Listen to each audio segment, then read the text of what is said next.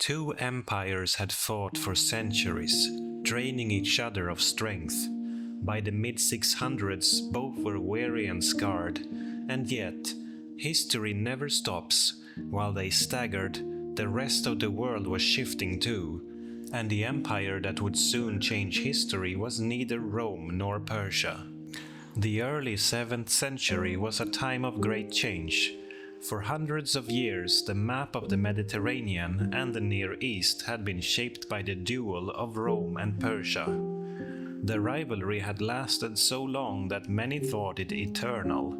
But now, as the year 600 approached, both empires were drained. Their armies had marched too many miles, their treasuries had been emptied too many times, and their people were tired of the burden. And when the giants stumbled, smaller kingdoms and distant lands stirred with new life. Europe in particular was entering what we'd now call the early Middle Ages, an age often seen as dark and troubled, yet also one of foundation and slow transformation. To the west of Constantinople, the old provinces of the Roman Empire had long since broken away. The Great Western Roman Empire had fallen in 476, more than a century earlier. Its ruins still stood in shattered aqueducts and abandoned amphitheaters. Latin inscriptions remained carved into stone. Roman law lingered in memory, but the political order was gone. In its place had risen a patchwork of new kingdoms, ruled by peoples who had once been outsiders. The Visigoths held sway in Spain, their kings ruling from Toledo. The Ostrogoths had once controlled Italy, though they were crushed by the Eastern Romans in the wars of Justinian. By 600, Italy was fractured once more, with the Lombards now in power, Germanic rulers who had crossed the Alps and carved out duchies from north to south. In Gaul, the old Roman provinces had given way to the Franks, a people who had begun as a confederation of tribes, but were now building a dynasty that would one day dominate Europe. Around this time, the Merovingian kings held court. Their long hair was a symbol of sacred rule, but behind them, real power often lay in the hands of local lords and palace officials. The Frankish realm was not yet unified, often split among brothers and cousins, but it was already becoming a center of strength in Western Europe. Britain too had changed. The legions had left long ago, and waves of newcomers had crossed the North Sea. Angles, Saxons, and Jutes settled the land, driving back or absorbing the old Romano-British population. By the 600s, kingdoms like Northumbria, Mercia, and Wessex were forming, each with its own warlords and shifting borders. Christianity, carried by missionaries from Rome and Ireland, was beginning to take root among these pagan kings. Augustine of Canterbury arrived in 597, sent by Pope Gregory the Great, and from Kent the new faith slowly spread. Across Europe, the Christian Church was emerging as one of the few stable institutions. The Bishop of Rome, later called the Pope, grew in prestige. Gregory the Great, who ruled as Pope from 590 to 604, set patterns that lasted for centuries, sending missionaries, organizing charitable works, and writing sermons and commentaries that were read across Christendom. Yet the Church was not without division. In the East, Constantinople remained a powerful religious center. Disputes over theology, over the nature of Christ, and the wording of councils often shook the unity of the faith. Still, compared to the turbulence of kings and armies, the Church provided continuity. Monasteries spread, where monks copied texts, prayed, and worked the land. These communities preserved learning through the centuries of upheaval. Beyond the settled kingdoms lay other peoples, only half known to chroniclers. In Scandinavia, farmers, traders, and chieftains lived in small communities. Their ships ventured along coasts and rivers. The true Viking Age had not yet begun, but the seeds of it were already present in the skills of shipbuilding and seafaring. To the east, the Slavs were spreading through forests and plains, filling lands left empty by earlier migrations.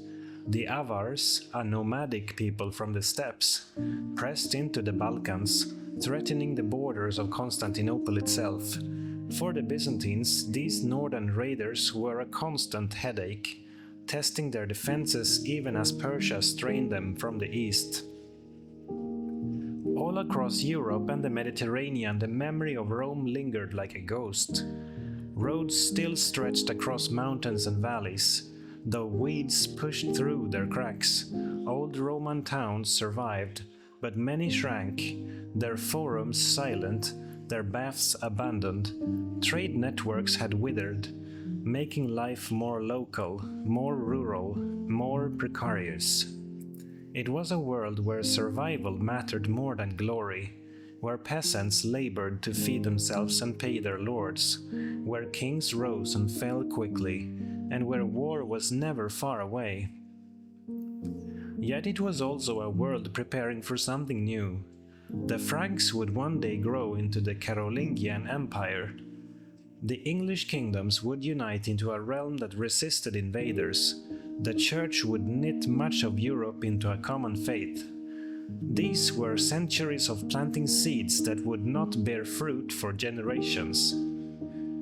And, all the while, Constantinople still stood. Its walls were mighty, its harbor busy, its emperors determined to keep the Roman legacy alive. Persia too, though shaken, remained proud and ambitious. But both were weaker than they appeared. Their duel had drained them, leaving open doors at their borders. Europe was restless, northern peoples pressed south, new kingdoms carved their place on the map. The Church bound communities with common belief, and in the midst of this fragile balance, no one could see what was forming just beyond the horizon. While Europe struggled in the shadow of Rome, and Persia wrestled with its own collapse, few noticed the deserts to the south, yet it was there, in a land many dismissed as barren, that a force began to gather which would alter the map of the world. Arabia was a vast peninsula of sand, stone, and scattered oases. To outsiders it seemed harsh and empty. To those who lived there, it was home. A place of wind-swept deserts, rocky highlands, and coastal plains. The great deserts, like the Rub al-Khali, the empty quarter, stretched for hundreds of miles without water, an ocean of sand that tested human endurance. Life clung to oases, where wells gave water and palm groves provided shade. Along the coasts, towns traded frankincense, spices, and textiles, connecting Arabia to the Red Sea, the Persian Gulf, and beyond. Most of the people lived in tribes, bound together by family ties and loyalty to clan leaders. They raised camels, sheep, and goats, moving with the seasons. Their lives were hard, but they prized freedom and honor above submission to foreign rulers. The Arabs of the 6th and early 7th century valued poetry and memory. Poets were the record-keepers of tribes, praising victories, lamenting losses, and preserving genealogies. In an oral culture, a sharp tongue could be as powerful as a sword. Conflict between tribes was common. Raids for camels or grazing land could erupt into blood feuds. Yet hospitality was equally valued. A guest, even a stranger, could expect protection and generosity once welcomed into a tent. Religion in Arabia was diverse. Many worshipped local gods and spirits, often connected to stones, wells, or sacred groves. The Kaaba in Mecca, a cube-shaped shrine, housed idols representing many deities, and tribes made pilgrimages there. But alongside these practices were Jews, Christians, and followers of other sects, scattered in different communities. Arabia was a crossroads of belief. just as it was a crossroads of trade. Among Arabia's towns, Mecca stood out. Nestled among barren hills, it was not lush, but it was important. Caravans passed through carrying goods from Yemen in the south towards Syria in the north. Spices, incense, and silk all found their way through Mecca. The city's guardians, the Quraysh tribe, grew wealthy by controlling trade and caring for the Kaaba. Nearby the oasis town of Yathrib, later called Medina, was another hub. Its fields of date palms provided food in a region otherwise poor in resources.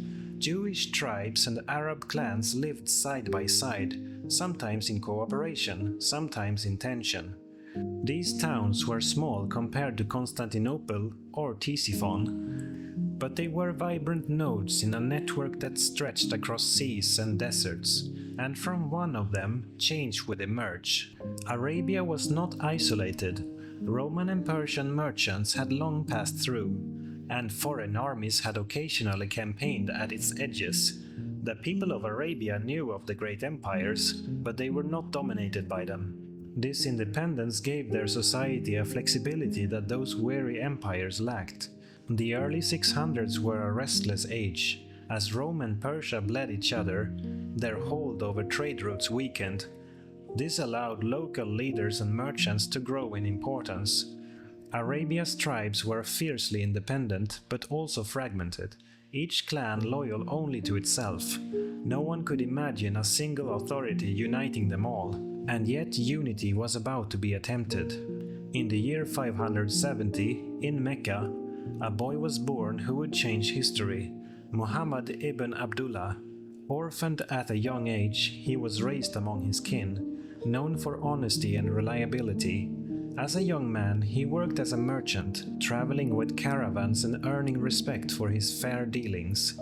At around the age of 40, during moments of solitude in the caves near Mecca, Muhammad began to receive visions and messages.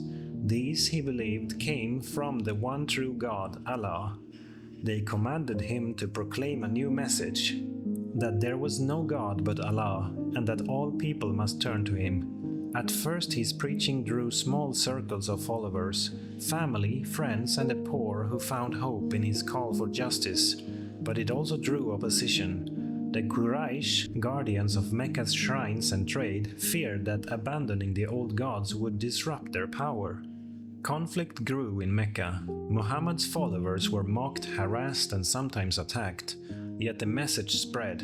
In 622, under pressure, Muhammad and his community left Mecca and journeyed to Yathrib. This migration, called the Hijra, marked the beginning of the Islamic calendar. In Medina, Muhammad was welcomed as both a religious leader and a statesman. He forged alliances among tribes, drafted agreements that balanced different communities, and built a new sense of unity. What had been a persecuted group became the foundation of a new community, the Ummah. From Medina, Muhammad's influence grew. Battles with the Meccans followed. Badr, Uhud, and Khandak were battles each shaping the community's identity. Against all odds, Muhammad's followers held their ground. By 630, Mecca itself was brought under his authority. The Kaaba was cleansed of idols and dedicated to the worship of the one God. When Muhammad died in 632, the tribes of Arabia, once scattered and divided, were more united than ever before. Leadership passed to his companions called the Caliphs, who carried the message beyond Arabia's deserts. The timing was extraordinary. Just as Rome and Persia were weakest, just as Europe was fragmented, a new power rose in a land no one had expected. The armies of the early caliphs, driven by faith and unity, would march into territories neither empire thought could ever be lost. What had begun as a voice in the desert would soon thunder across continents. In just one generation, a community of desert tribes became the rulers of half the known world. Their rise was not slow or hesitant, it came like a wave, reshaping kingdoms, toppling empires, and announcing that a new age had begun. When the Prophet Muhammad died in 632, Arabia stood more united than at any point in memory. Yet his death also left a great question: who would lead? His closest companions gathered. They chose Abu Bakr, a trusted friend and father-in-law of Muhammad, as the first caliph, meaning successor. His task was immense. Some tribes wavered in loyalty, thinking that with Muhammad gone, they could return to old ways. Abu Bakr acted swiftly, waging what became known as the Ridda Wars, or Wars of Apostasy. Within 2 years, Arabia was once again secure under the new faith.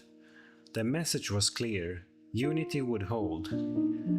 Abu Bakr died in 634, leaving leadership to Umar ibn al-Khattab, remembered as Caliph Omar.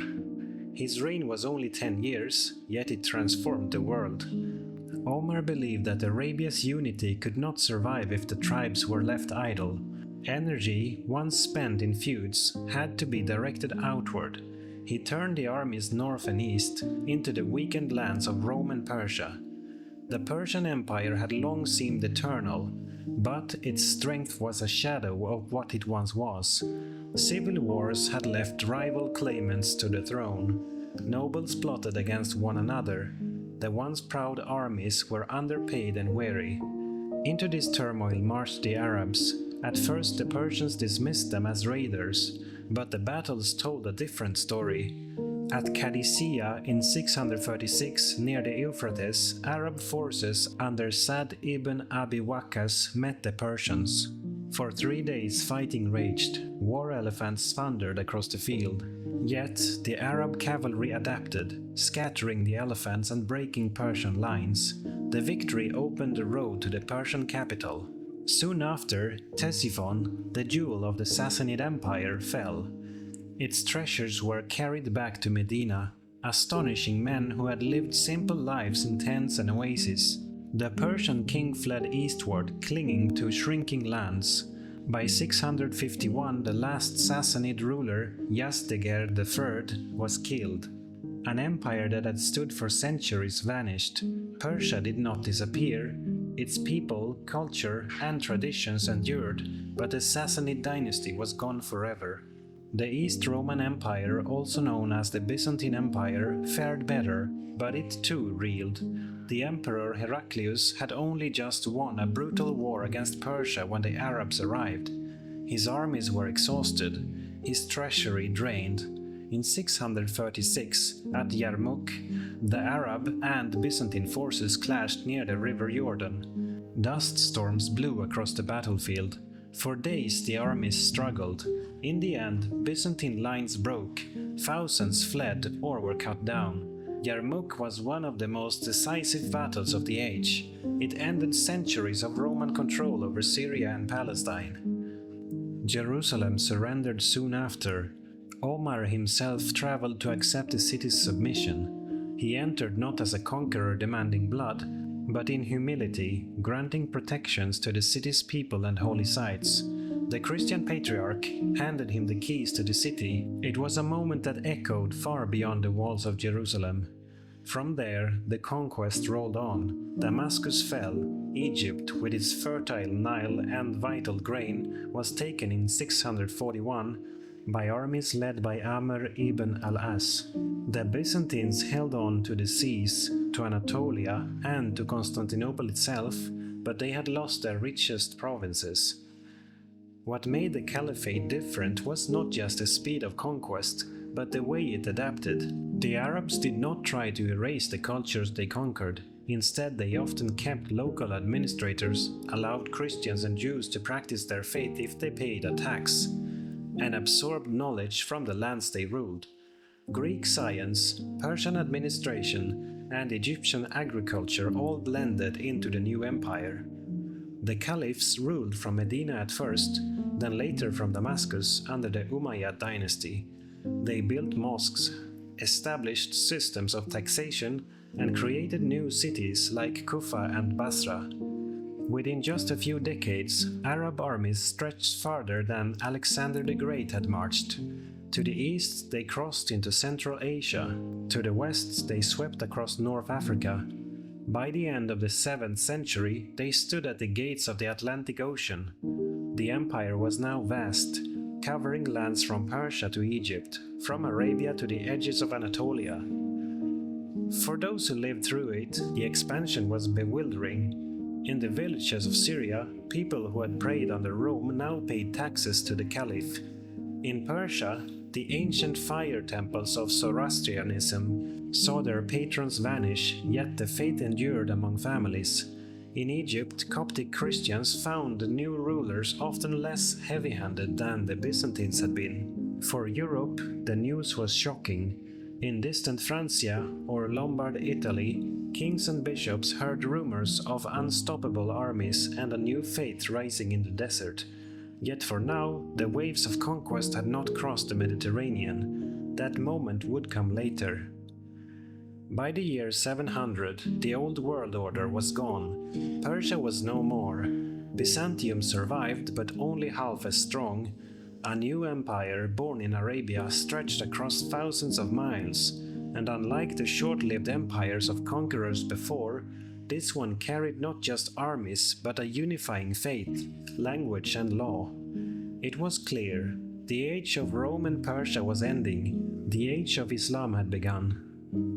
After the first four caliphs, known as the rightly guided caliphs, power passed to a new dynasty, the Umayyads, beginning in 661, with Muawiyah ibn Abi Sufyan. The capital shifted from Medina, the Prophet's city, to Damascus in Syria. Damascus was not a desert town, but a bustling, ancient city. Its markets linked the Mediterranean to the east. Its position was central for ruling an empire that stretched in all directions. From here, the Umayyads built a state that resembled the empires of old, with governors, tax systems, and armies stationed across vast territories. The Umayyads expanded what had begun as a movement of faith into a functioning imperial system. They minted coins with Arabic inscriptions, replaced Greek and Persian in administration with Arabic, and began to shape a shared cultural identity across the empire. To the east, Arab armies pressed deeper into Persia and beyond. In the 710s, they reached the lands of Transoxiana, across the Oxus River, today's Uzbekistan and surrounding regions. Cities like Samarkand and Bukhara, centers of trade along the Silk Road, came under their influence. The people of these regions were not easily subdued. Sogdian princes, Turkic tribes and other steppe peoples resisted fiercely, yet gradually Arab garrisons and alliances secured footholds. The Silk Road now linked directly into the Caliphate, carrying not only goods but ideas.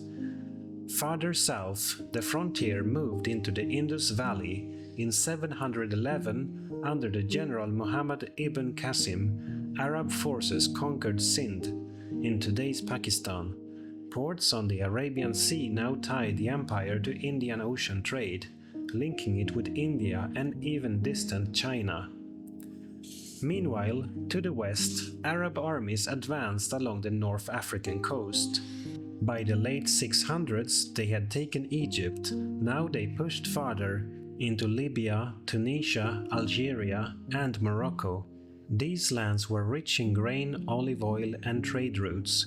Resistance was strong, especially from the Berbers, the indigenous peoples of North Africa, yet many Berbers also joined the new movement, some converting to Islam, others serving in the armies that pressed farther west. By the end of the 7th century, Arab and Berber forces together had reached the Atlantic Ocean. Legends say that one commander rode his horse into the waves and declared, "If the sea were not here, we would continue to spread the message of God." From the Atlantic shore, the next step was obvious. Across the narrow straits lay the Iberian Peninsula. In 711, the governor of North Africa sent an army under Tariq ibn Ziyad. The army was small by the standards of great empires, perhaps 12,000 men, many of them Berbers. Yet they faced a divided Visigothic kingdom, weakened by civil wars. At the Battle of Guadalete, near the southern coast, Tariq's army crushed the Visigothic king Roderick. The victory opened the way north. Within a few years, much of Spain and Portugal fell under Muslim control. forming what became known as Al-Andalus. Cities like Cordoba, Seville, and Toledo became centers of learning and culture under the new rulers. By the 720s, Muslim forces had even crossed into southern France, winning battles near Narbonne and advancing towards the Loire. In 732, however, at the Battle of Tours, Frankish forces under Charles Martel turned them back.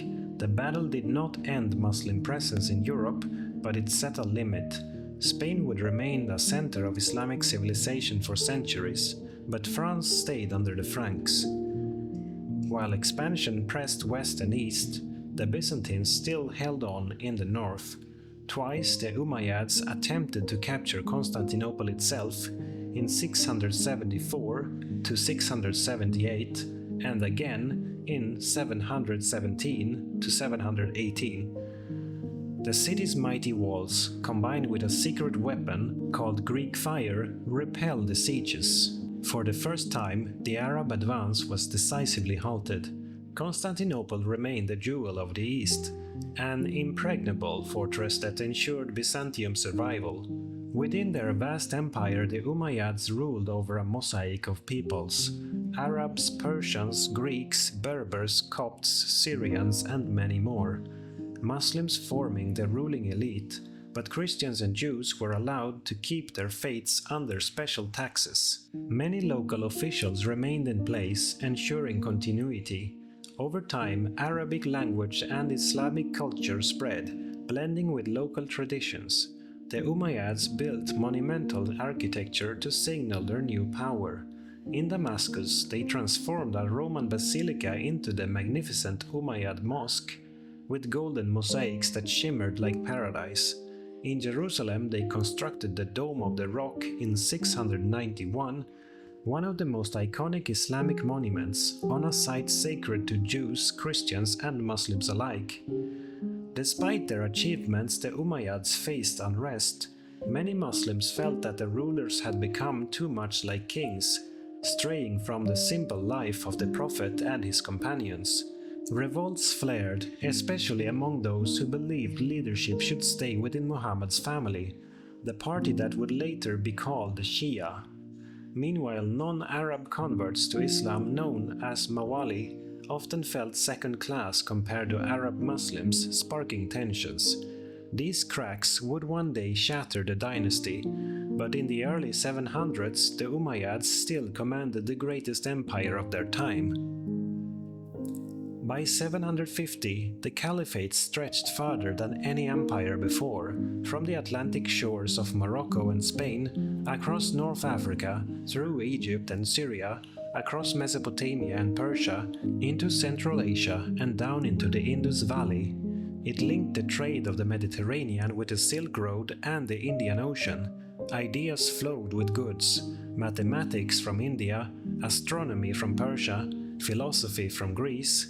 The empire was not just a political unit but a bridge between civilizations.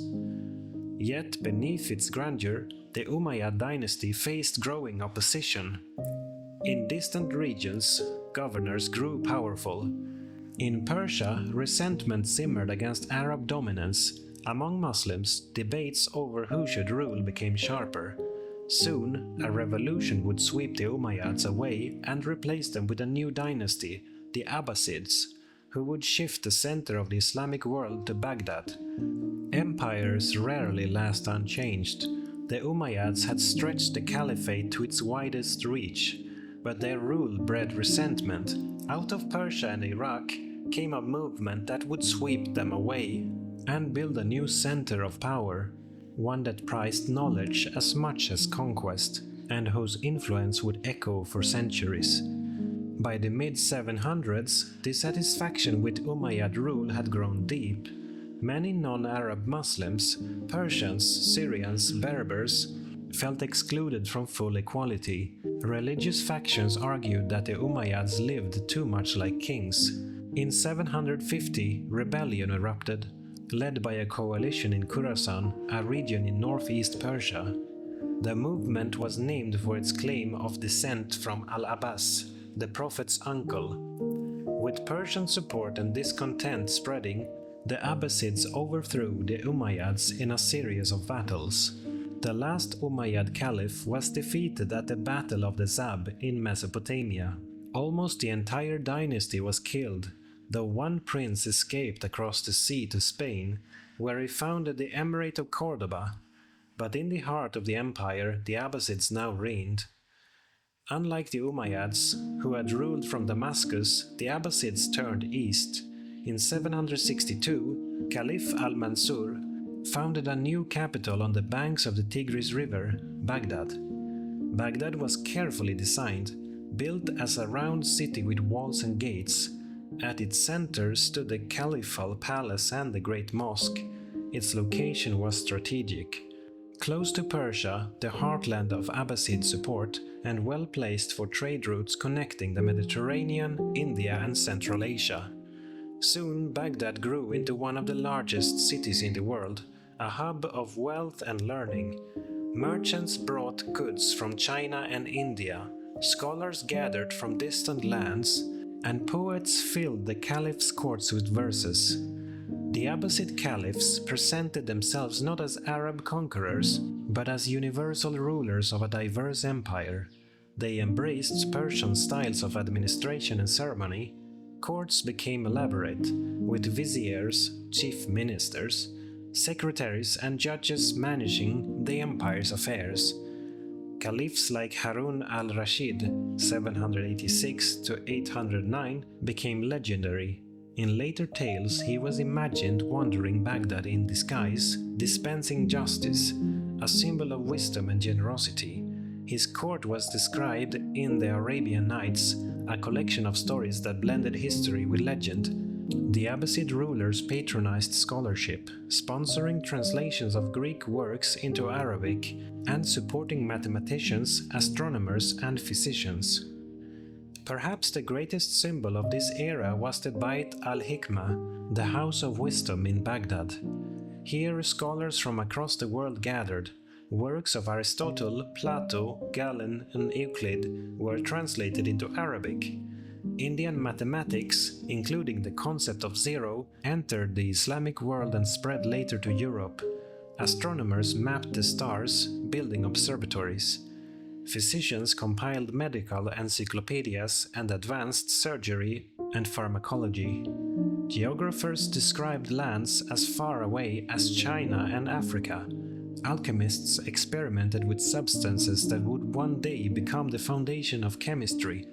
Knowledge was not seen as foreign, but as part of a shared human inheritance to be gathered, studied, and improved. This openness made Baghdad a beacon of learning. For ordinary people, life under the Abbasids was diverse. Farmers along the Nile, the Euphrates, and the Indus grew crops that fed the empire. Traders carried goods on camels and ships, bringing spices, silk, paper, and precious metals. Cities thrived. Damascus, Basra, Kufa, Cairo, and Cordoba all grew under Islamic rule. Mosques became centers not only of worship but of education and community. Markets bustled with goods from 3 continents. Social life was governed by Islamic law, but also by custom and local tradition. Christians and Jews continued to live under Muslim rule as dhimmis, protected but taxed communities. Their skills in administration, scholarship, and trade enriched the empire. The Abbasid period was also a time of growing religious thought. Scholars of fiqh, or Islamic jurisprudence, developed schools of law: Hanafi, Maliki, Shafi'i, Hanbali, each interpreting the Quran and Hadith in different ways. Mysticism grew too. Early Sufi orders sought closeness to God through meditation, poetry, and ascetic practice. Their writings, filled with love and yearning, spread across the Muslim world. But tensions existed. Debates over leadership, theology, and philosophy sometimes turned fierce. Movements like the Shia continued to resist Abbasid authority, insisting that only descendants of the Prophet's family could lead. The Abbasids inherited the vast Umayyad Empire. but maintaining it was difficult. On the frontiers, local governors often grew powerful. In North Africa, distant from Baghdad, revolts flared. In Spain, the surviving Umayyad prince established an independent emirate, refusing Abbasid control. To the east, Central Asia remained a frontier of shifting alliances with Turkic peoples. The Abbasids relied increasingly on Turkic soldiers, who would later play decisive roles in the empire's fate. Still, during the 8th and 9th centuries, the Abbasids held the heartlands firmly. Baghdad remained unmatched as a center of wealth and culture. Historians often speak of this era as the Golden Age of Islam, not only because of wealth and expansion, but because of the flourishing of knowledge. In mathematics, scholars like Al-Khwarizmi laid the foundations of algebra.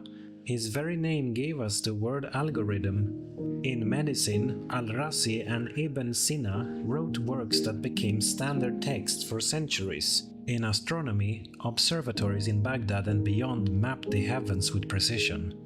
In philosophy, thinkers like Al-Farabi and later Averroes in Córdoba engaged with Aristotle and Plato, blending Greek thought with Islamic theology. Paper, introduced from China, spread rapidly, libraries multiplied, books became more accessible, fueling scholarship across the empire. The Abbasid Caliphate became a bridge between worlds. Greek, Persian, Indian, and later Chinese knowledge all flowed through Arabic translation. When Europe was still in its early medieval age, Baghdad's scholars preserved and advanced the heritage of antiquity. Centuries later, when Europe revived in the Renaissance, much of its learning would come through Arabic texts carried back from Spain and Sicily. Yet for all its brilliance, the Abbasid world was not without strain. Wealth and splendor in Baghdad contrasted with hardship in rural villages. Caliphs lived in palaces while peasants labored in fields. Power struggles in the court sometimes led to assassinations and intrigue. Still, in the long memory of history, this was an era of extraordinary creativity. The Abbasid built not only an empire of land, but an empire of the mind.